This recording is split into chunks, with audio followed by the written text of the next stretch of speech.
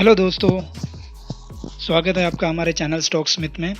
आज के हमारे वीकली रिपोर्ट में हम बात करेंगे इन्वेस्टमेंट अपॉर्चुनिटी के बारे में, यानी लॉन्ग टर्म इन्वेस्टमेंट के बारे में।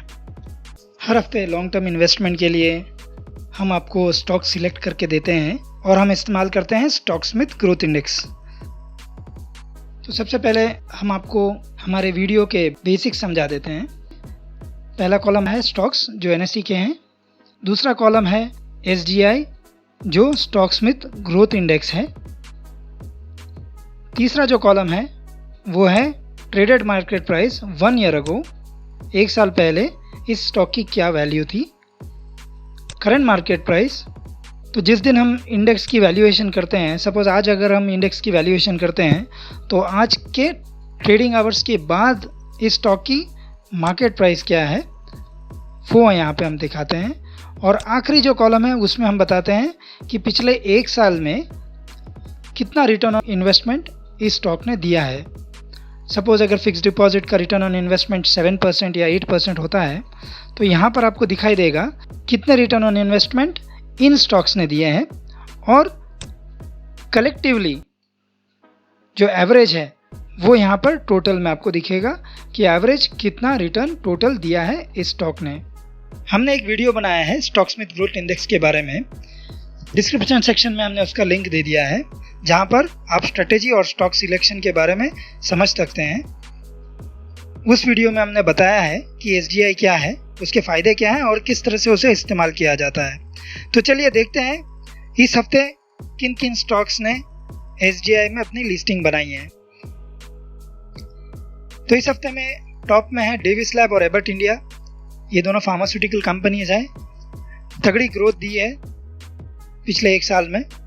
जेबी केम फार्म ये अब तक का हमारे यूट्यूब चैनल में सबसे पहला न्यू एंट्रेंट है, नेस्ले इंडिया भी न्यू एंट्रेंट है, ये ग्रोथ कर रहे हैं।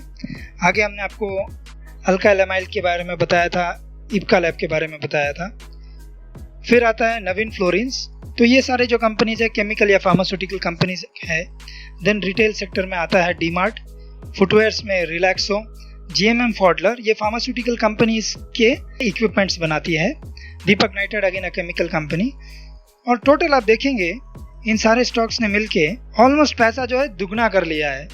एक साल पहले इन स्टॉक्स की कीमत 26,833 वो जाकर हो गई है 50,646। काफ़ी ज़्यादा ग्रोथ हुई है इन स्टॉक्स में।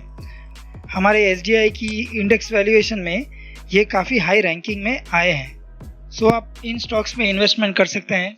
इन्वेस्टमेंट करने के लिए प्रैक्टिस भी कर सकते हैं। हमने एक वीडियो बनाया था पेपर ट्रेडिंग के ऊपर, तो आप उस वीडियो को भी देख सकते हैं, इसका भी लिंक हमने डिस्क्रिप्शन सेक्शन में दिया हुआ है। और आप देख सकते हैं कि वाकई में एक महीने में कैसा ग्रोथ ये स्टॉक देते हैं। या फिर अगर आप ऑलरेडी ये कर रहे हैं, आगे से आपने किया हुआ है, हमारे सारे स्टॉक्स आपने देखे हैं और आपको पता है कि ये ग्रो करते हैं, तो आप डायरेक्टली इन्हें अगले सपोर्ट पॉइंट्स पे इन्वेस्ट कर सकते हैं। अगला सपोर्ट पॉइंट किधर आएगा इसके बारे में हमने हमारे स्टॉक स्मिथ ग्रोथ इंडेक्स में काफ़ी अच्छे से एक्सप्लेन किया है। जो आइडियल सपोर्ट होते हैं वहाँ पर आप इन्वेस्ट कर सकते हैं। एक चीज़ का हमेशा ध्यान रखिएगा, स्टॉप लॉस को बना के रखना बहुत ज़रूरी है। क्यों ज़रूरी है इसके बारे में हमने हमारे video stock Smith growth index में बताया है, और आपको समझ में आएगा कि स्टॉप लॉस नहीं लगाने से भारी मात्रा में नुकसान हो सकता है, स्पेशली जब बिग बियर रन सिचुएशंस होते हैं, जैसे कि इस बार का जो पेंडेमिक है, उस टाइम पे लॉसेस काफ़ी ज़्यादा हो सकते हैं।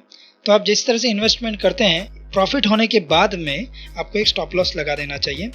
इन्वेस्टमेंट करते ही लगाना चाहिए, लेकिन जब प्रॉफिट शुरू हो जाए तब भी लगाना चाहिए, क्योंकि देखिए कभी भी कोई टॉप में एग्जिट नहीं कर पाया है। तो हम ये मानते हैं कि स्टॉप लॉस एक ऑप्टिमम टारगेट होता है। अगर एक स्टॉक अभी 50% ग्रोथ पे है और अगर स्टॉप लॉस आपका 35% पे है, अगर पैसा नीचे की तरफ आता है तो एटलीस्ट 35% आप लेके जाएंगे, क्योंकि वो 35% के बाद और कितना नीचे आएगा इसकी कोई गारंटी नहीं है।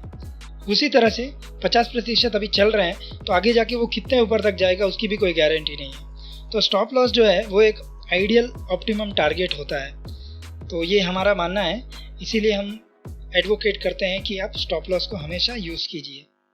दोस्तों उम्मीद है कि आपको हमारा ये फीचर प्रेजेंटेशन बहुत ही अच्छा लगा होगा।